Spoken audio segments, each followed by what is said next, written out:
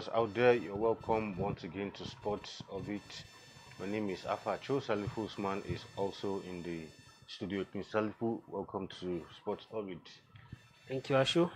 Of course, and I must say compliments of the season to our esteemed viewers. And as we come to the end of the year on today's edition of the program, we will be giving you, 2024 in retrospect when it comes to Nigerian sport, the highs and the lows of, all that transpired in the sport. Of course, from football to boxing, Super Eagles, Paralympics, and the Tigress made headlines showing the unwavering spirit of Nigerian athletes, and we'll recap the highlights of most of the significant events that shaped the sporting landscape. Of course, we'll begin from the highs, which was not quite long ago when Nigeria's Ademola Lookman was crowned CAF Player of the Year Award 2024, just after Victor Osimhen won it last year. Another bright spot for Nigerian sport, if you must say, because in a long while, since it took almost 24 years before Osimhen, a Nigerian, could lay his hands on that trophy. And when he did that, one was thinking that maybe it would take another years, but lo and behold, the following year, his compatriot and teammate Ademola Lookman just won the award not so long ago, and which you say clearly is one of the highs of Nigerian sport in 2024. Yeah, absolutely, you are right. Not just one of the high, if not the most high of Nigeria sport in 2024.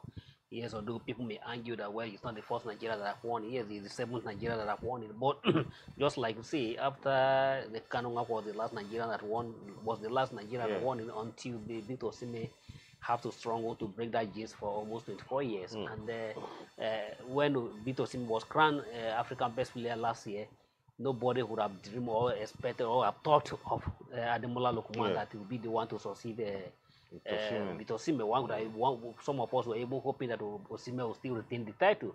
But unfortunately, as God will have it, 2024 was not the best year for Osimhen. Ups and downs here, coupled with the injury, then transfer saga, so the 2024 was not the best year. But the good of the whole story for Nigeria, it was good that he was succeeded by another Nigerian.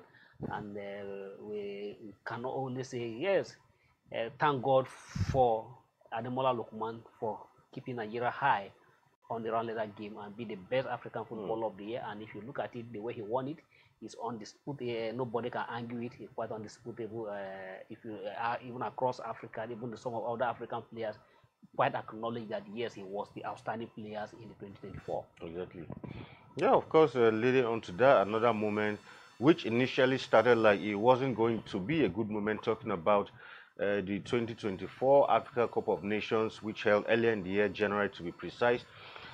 Leading into that tournament, Nigeria showing issue of, coaching. Was Pesero going to lead us and all of that? All this, overshadowed, our preparation leading up to the tournament. But we went to the tournament, yes, started slowly, but when the tournament began, if you had asked any Nigerian if they saw, the Super Eagles making it all the way to the final, a lot of Nigerians would tell you that it was not possible. But somehow, lo and behold, after a long while, the Super Eagles made it all to the way to the final of the tournament, losing only to eventual winners, host Cote d'Ivoire in that one. A slim margin, 2-1 it was. But, I mean, when you look at that performance, most Nigerians who initially didn't have expectations, but when we lost that final, some Nigerians were not happy. But for some of us, I felt, it was a good performance from not even giving them a chance of even making it anywhere to ending up as runners-up.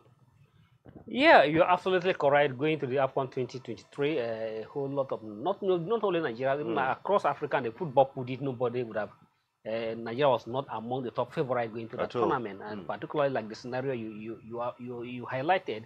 First, after the sacking of Genero and the Pesero came in, if you look at all the Pesero, all throughout, leading to the tournament proper, not throughout, no Nigerians were not satisfied with his performance with the team. The team was just one. Yes, we managed to qualify with the game with the match to spare, but Nigerians were not convinced with the performance of the Super Eagles. The team was just wobbling, and Pesero not being a fantastic coach, going by his antecedent even before coming to Nigeria. So there was this argument: is it they want to take him us to the AFCON, and at the same time, he then come to about his contract almost to expire. So a whole lot of argument here and there, and just like see, we get to the AFCON proper. Then the first match again was against Equatorial Guinea.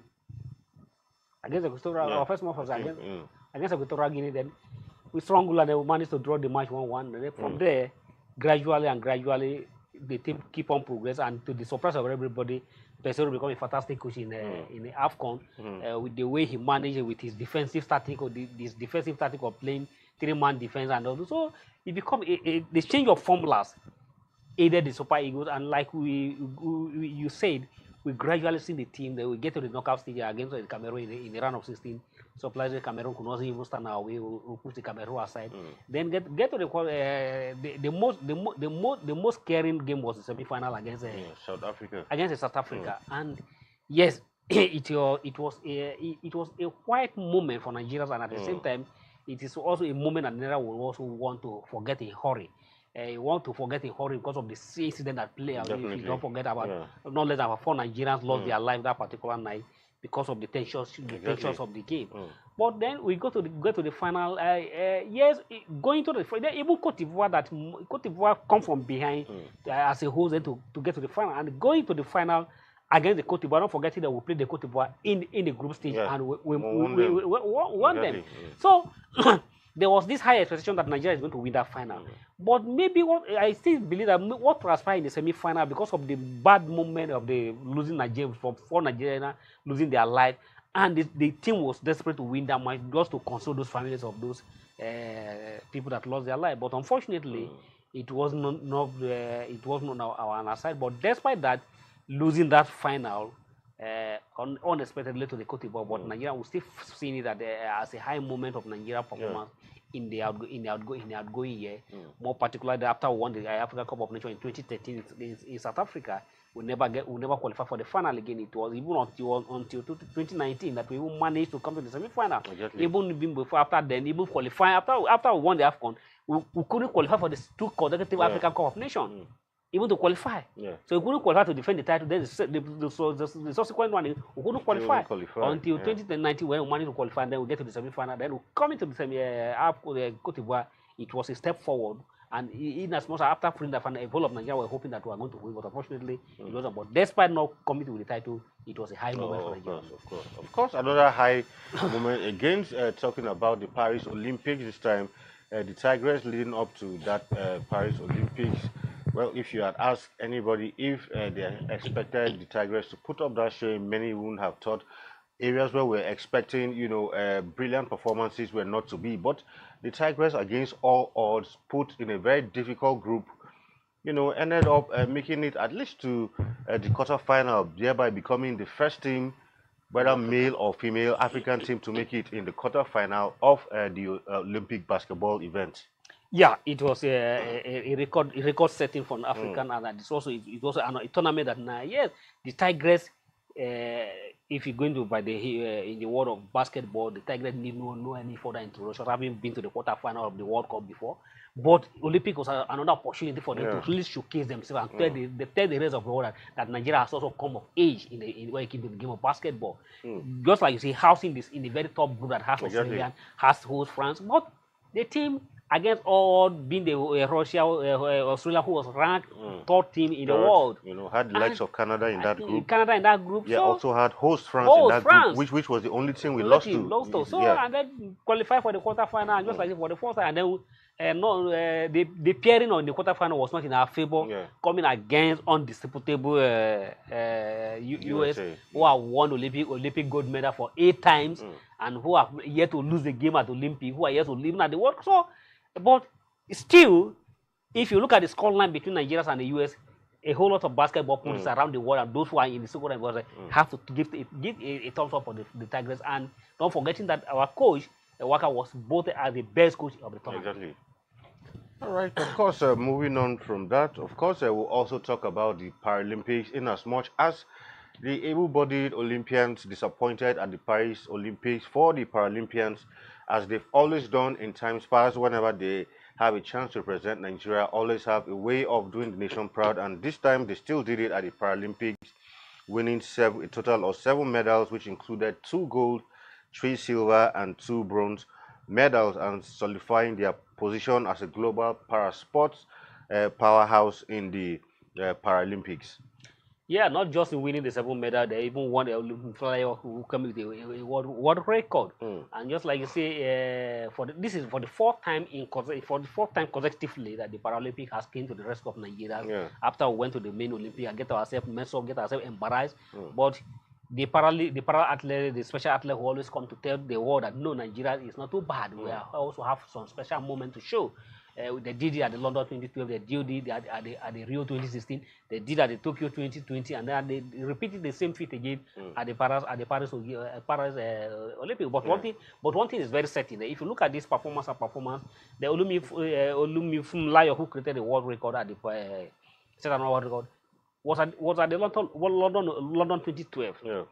Finished with the bronze silver medalist, and the same Olumifumlayo 12 years after again, coming again to give Nigeria medal. And if you look at it, it's always the same set of athletes. Yeah, exactly. What I'm trying to say is that those in saddle of sport on the authority need to look in.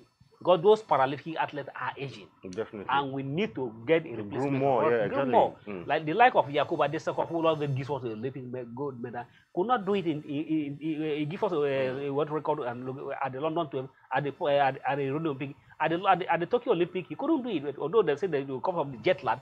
But at the Paris, we couldn't even see him. So that clearly showed that even the Olympic and the rest, and even AGK and the rest, most of them always give us medal.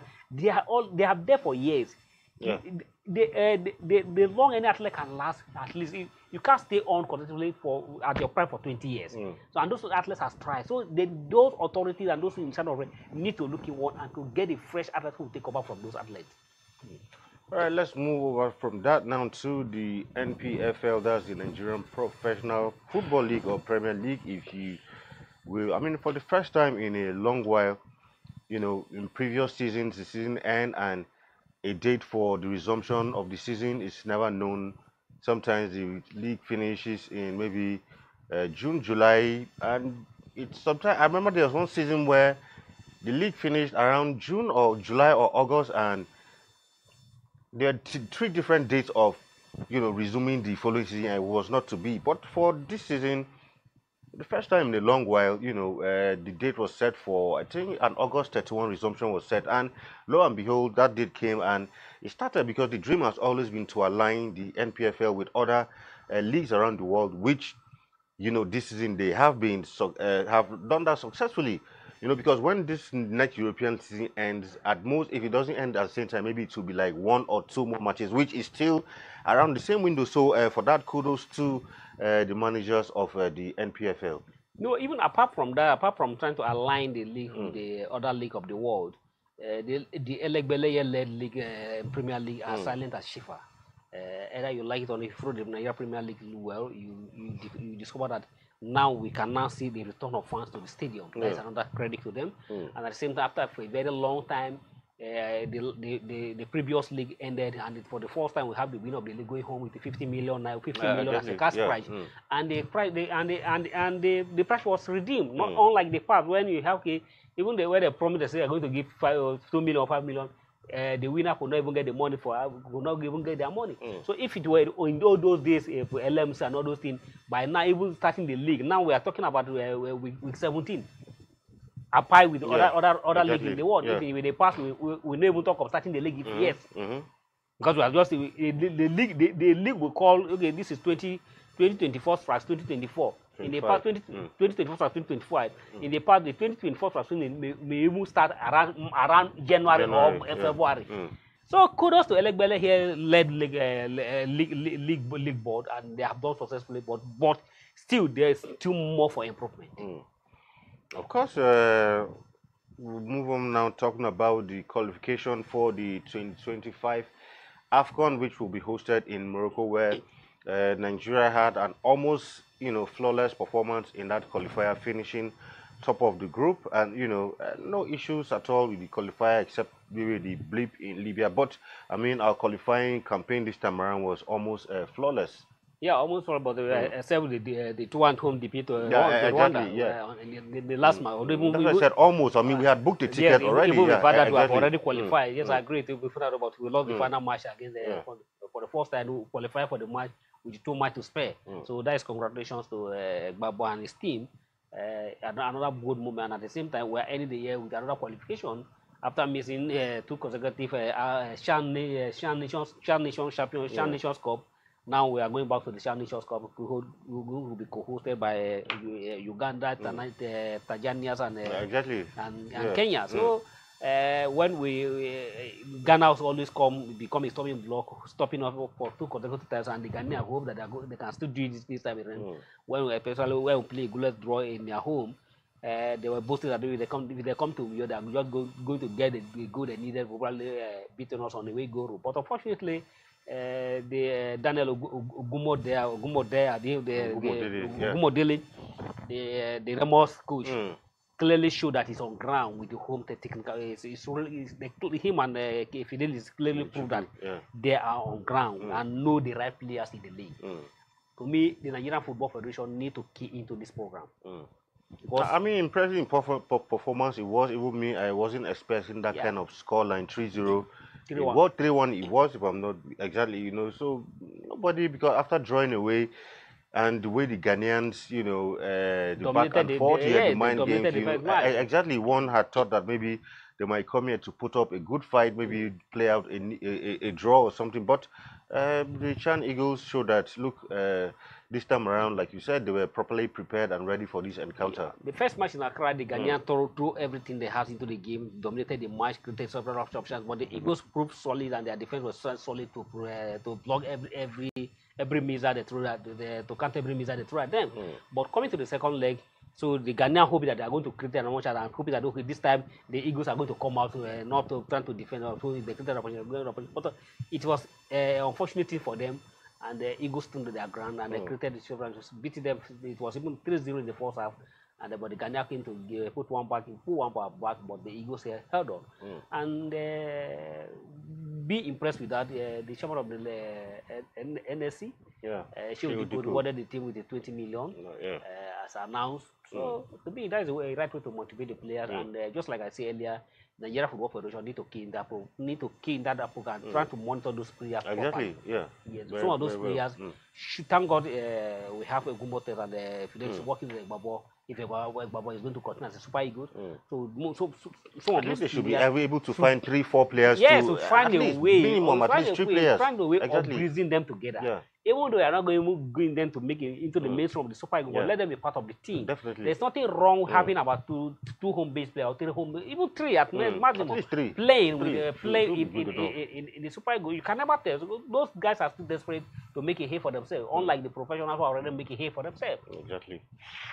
All right, away from that, of course, another sad moment for Nigerian sport in 2024 was the incident in Libya when the Super Eagles, tried to go for their second leg qualifier against Libya in the AFCON, where they were held at the airport for over 74 hours, deploying all types of tactics, both officials and fans, and it's really, really terrible situation. And of course, in response, CAF, came down hard on the Libyan football authorities and the team also. So I think that was a good one from CAF, but that was a really, really sad moment for Nigerian sport in 2023 because lives of players and officials were clearly at risk, and things could have gone, south, things would have gone terribly wrong, and it would have become a whole different story altogether. I mean, don't forget that these are people's children, these are fathers, these are uncles, these are relatives, and, a sad moment for Nigerian sport in 2024.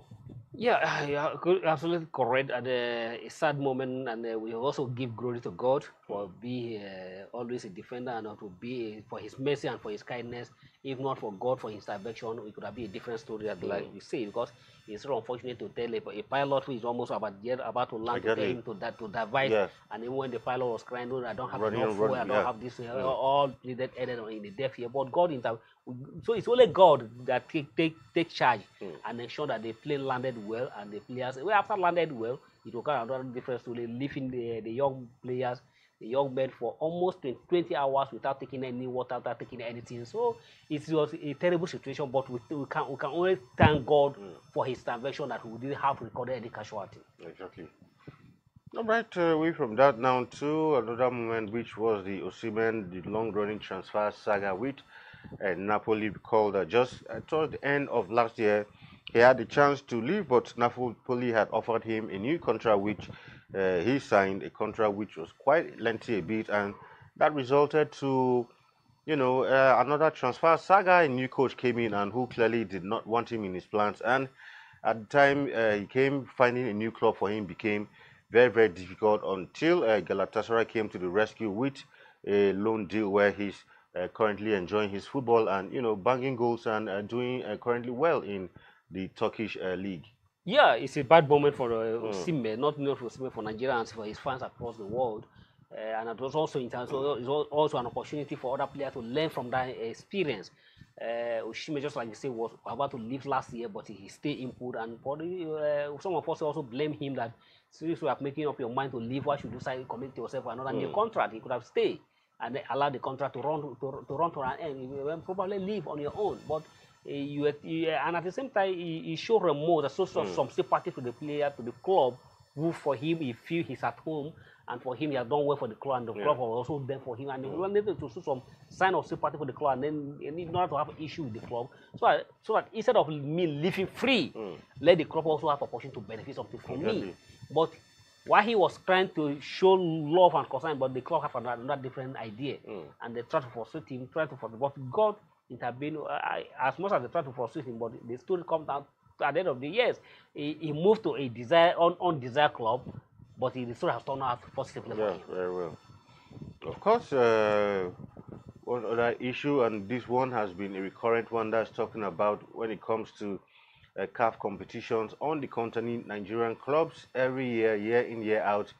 At least we have a minimum of 3 representatives on the continent, both in the Champions League and the CAF Confederations Cup. And for many years now, the story has been the same. We go for these tournaments, and most times we even do not make it to the group stages of the tournament, and we come out. And this season 2 was no different. Yeah, it's an issue we must fight. And the authority must try to arrest it, because you can't continue this way, calling ourselves one of the giants of African football, and when in the league, when it matters, we are not there. It's so unfortunate when we cram to rank our league as one of the best in Africa, and the output of that league is not good enough to compete in Africa club competition. So we need to arrest this situation, and as we speak, the 2 Nigerian representatives that went to the Champions League, the Rangers and Eremo Star, who were in the Champions League, all of them could not even go beyond the preliminary, just not even a preliminary stage. They couldn't even go, not to even talk of real. So it's only Enyiba and even the Confederations Cup, Enyibas and who's other club, Academy Warriors, who surprisingly from a NNL side who won the Federation Cup. When just the first match, they were in the knockout of the competition. It's only Enyimba with experience. Yes, I would like to know Enyimba is one of the biggest clubs in this continent. They still have that pride, that pride of winning the competition back to back. That are still remaining in the competition at the group stage now. But if you look at the performance at the group stage, so far it's not even impressive. But it's even better that they even make it to the group stage of the competition. The last time we were Nigerian excel in that Africa, after Enyimba won it back to about 2020, almost 20 years ago now, 2023, 2024. Since then, no Nigerian club have come close, except about, I can't remember exactly where Kano Pillars and other club get to the semi-final. But since then, we are always struggling. We even got to the worst that we can't even get to the group stage of the competition. All right, I think maybe just to mention one other issue I feel was a down moment. Remember the Toby Amuson's issue with the Olympic scenario? No, I mean even before the Olympic, the doping issue right before the World Championships. That was 2023. That was 2023. The issue dragged into. Okay, of course, dragged into. Of course, yeah, exactly, and of course. But at the end of the day, CAS, so I finally clear him, and cannot clear him early this year. If not, the issue was 2023. Yeah, I remember, yeah. All right, that's our package on today's edition. Incidentally, our last edition of the year for Sports Orbit. We thank you, all our viewers, for being with us all through the year. Hopefully, we'll return in the new year to give you more exciting and refreshing episodes of Sports Orbit. Salifu, thank you for being in the studio once again all through the year. Yes, thank you, Alpha. I can't thank you enough, and I also use the opportunity to also thank our viewers. Without you, we cannot be here for being there for us, and we can only wish that 2025 will come better and better and better, and there's complement of the season. Yes, we are human. We may have some flaws here and there, but we appreciate it for being with us, and we promise that we are going to improve on our show 2025. All right, until we come your way again next year, it's goodbye from here, and wish all our viewers a very, very happy new year. My name is Afa Cho, and it's bye for now. Get ready for the Leadership Awards and Conference 2024. Join us as we celebrate excellence across various fields, honoring those who've made remarkable impacts. Award categories include Person of the Year, Quinquennial Award for Governance and Infrastructure, Governors of the Year, Business Person of the Year, and many more. Stay updated by following us on social media and visiting our website, leadership.ng. For sponsorship and inquiries, contact us today. Leadership Award and Conference 2024, celebrating excellence, inspiring the future. Thank you for watching. For sponsorship and advert placements, please contact 080. Thank you for watching. For sponsorship and advert placements, please contact 080-3688-6158. Last Word Leadership